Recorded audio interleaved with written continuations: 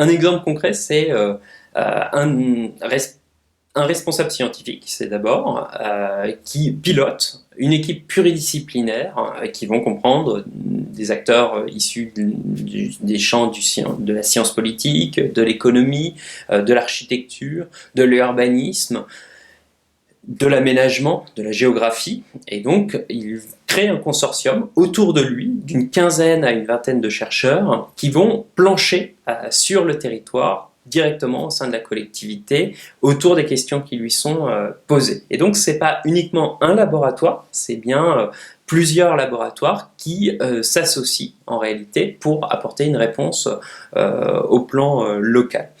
Ensuite, ils vont travailler aussi en regard croisé, en associant aussi leurs compétences autour des sujets clés qu'ils auront identifiés localement. Généralement, ils ont défini 2, 3, voire 4 axes de recherche autour de sujets extrêmement précis. Encore une fois, des axes qui ont été définis en relation étroite avec les acteurs de la métropole et les élus. Et donc, dans ce contexte, ils vont examiner très précisément sur les 2 années qui leur sont consacrées de recherche, les sujets clés auxquels qu'ils ont mis à l'agenda finalement de leurs travaux de recherche.